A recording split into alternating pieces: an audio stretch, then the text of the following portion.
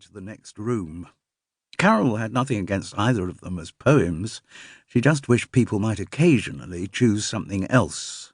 But funerals were rare and stressful events for most people, so perhaps it was too much to hope for originality. On the Order of Services cover, there was a colour photograph of Leonard Mallett.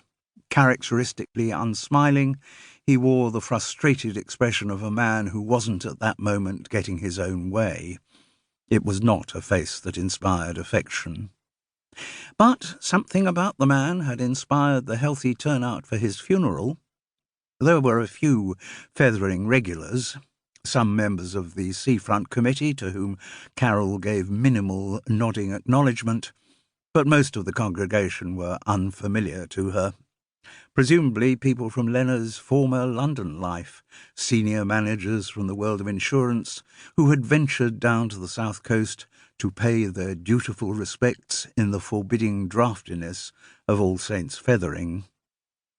Somehow to Carole, the church's bleak austerity felt appropriate for the funeral of someone she had hardly known.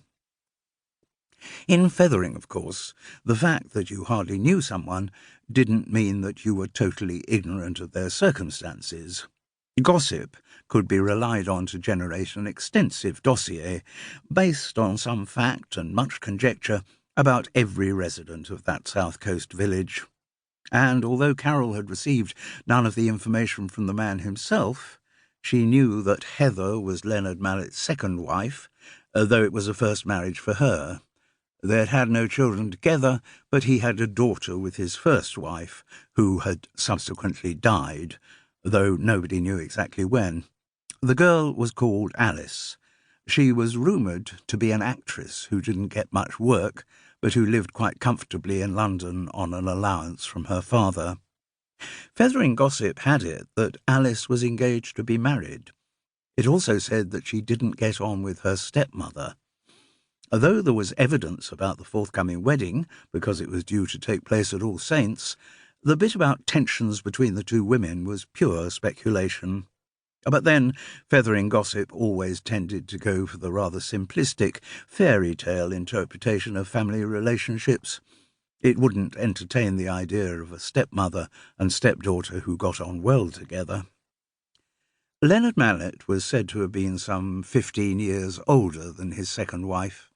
He had moved to the village into a large house called Sorrento on the exclusive Shorelands estate, towards the end of a long and lucrative career bossing people about in insurance.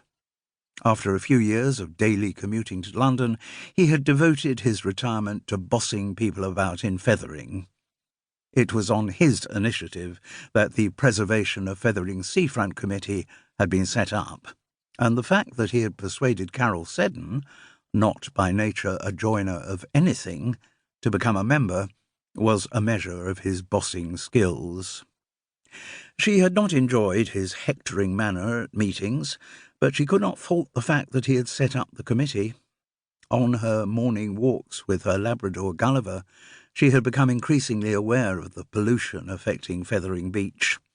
Every day's tides deposited more tar-soiled plastic items on the shoreline, and tourists seemed deliberately to avoid the litter bins on the prom, preferring to scatter their burger boxes, polystyrene chip trays and ice cream wrappers directly onto the ground.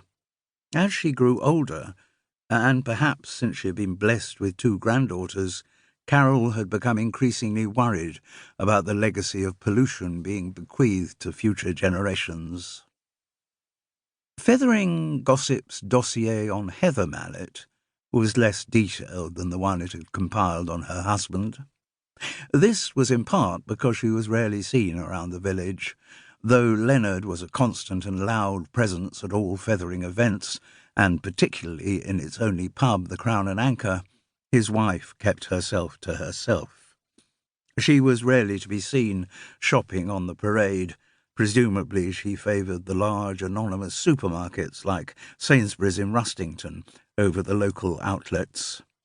The only guaranteed sightings of her in the village were at church on Sundays and at Friday rehearsals for the All Saints Choir, of which she was a diligent member.